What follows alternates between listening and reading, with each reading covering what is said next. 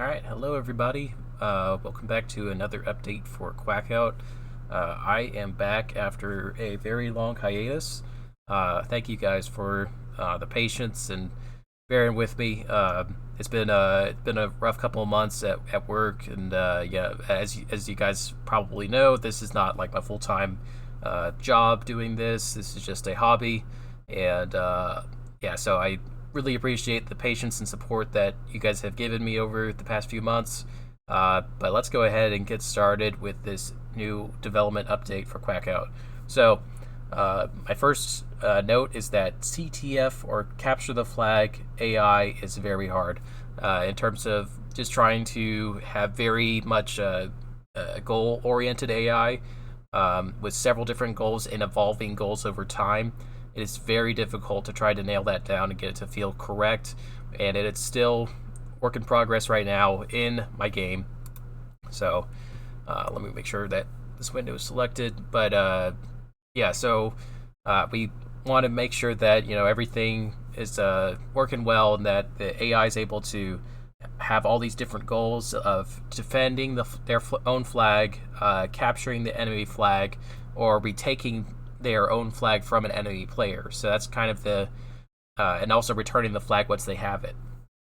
And so those are the kind of the four goals that are required in Capture the Flag for it to actually work. And none of those roles are perfect right now for my case in my game, but you gotta work around it as best you can and see if at least if it works somewhat well, you can make the excuse that, hey, ideally this game should be played with live people. So I'll just throw it to that for now. Not that I'm lazy or anything, but just that some things I'm not good at, and AI is one of them. So let's go ahead and just check out kind of the new game mode. And so if we look at here, so I got these kind of cool new little icons for each of the game modes. We have capture the flag and stuff. So we'll go ahead and jump into this one. This is a new map. It's called Forum, and basically the goal is to capture the flag, obviously. So I'm going to go ahead and choose Red Team. So this is kind of a cool, moody map that I wanted to try out just to see if I could do it. Looks like we got lots of enemy AIs around here flying. So we're going to go ahead and snap that. Looks like one of the blue players is about to get our flag. They can figure out how to actually reach it. Like I said, the AI is very work in progress right now.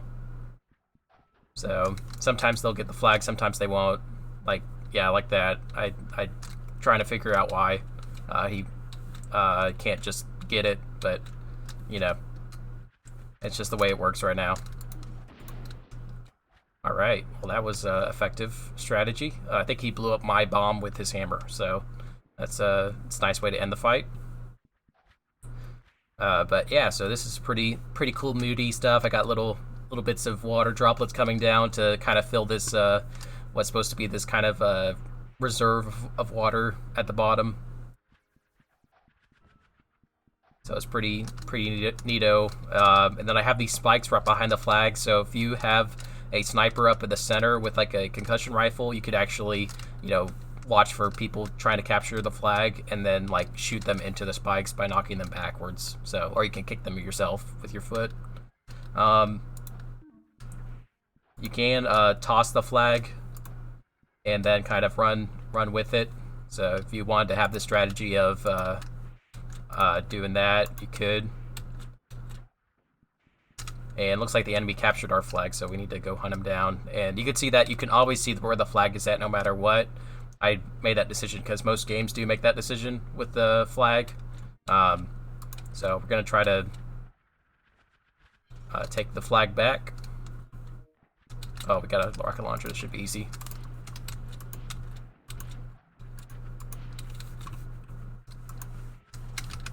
Oh man, he got me. And looks like they can get our flag, or their flag back.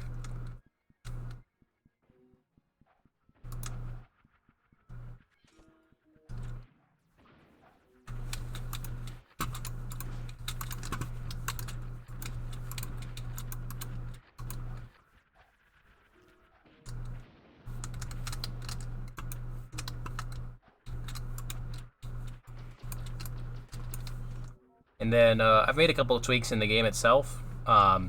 So I made it so that, all right, looks like yeah, there we go. Our flag, the flag returns after 10 seconds of being idle.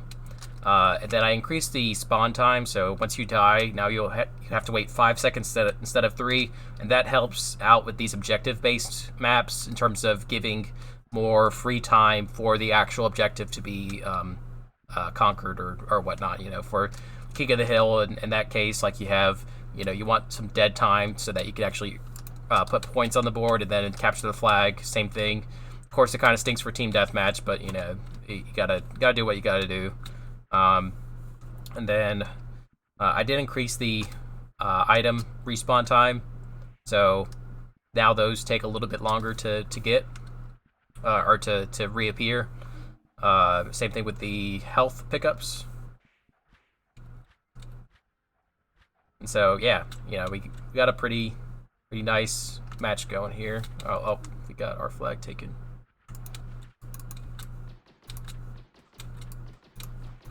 There we go. Got him. And then if you touch the flag, it'll be instantly returned. And it looks like one of our players has their flag, so I'm going to guard him a little bit.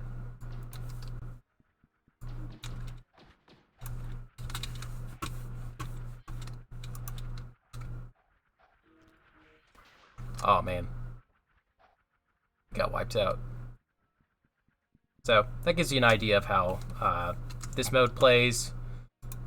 And then we also have this new map as well, which is Isla. I've been working on this one. This one completely stumps my AI in terms of pathfinding, so I'm trying to figure out how to get them to better navigate this one.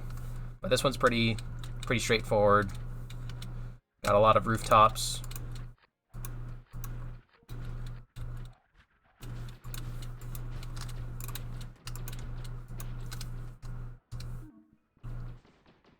And then they can't figure out how to track you when you're in the midst of the buildings and stuff. So, nothing can be super ideal.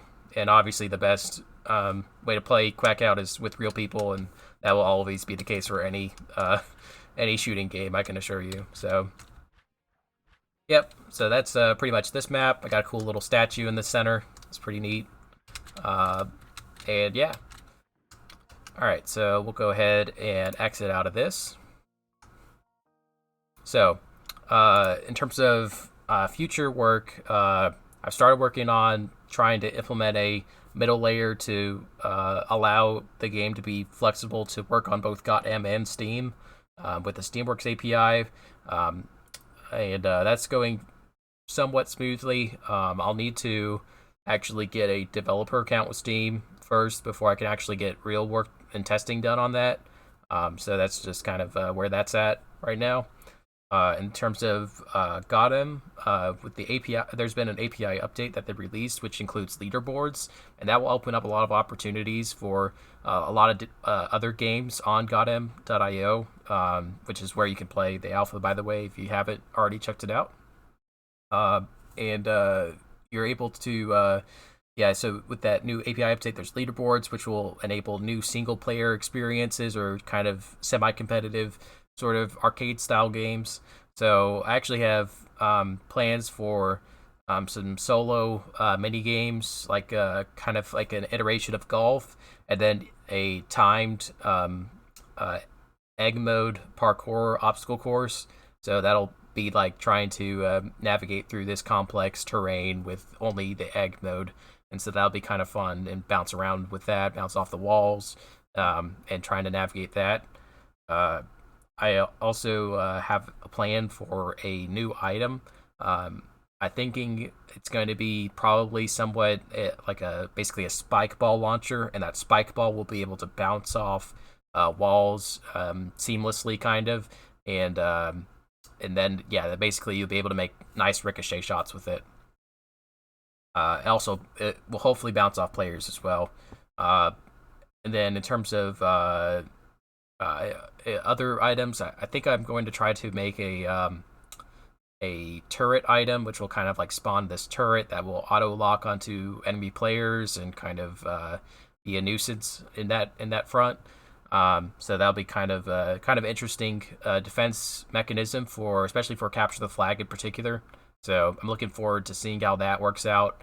Um, but other than that, pretty much everything is kind of wrapping up now.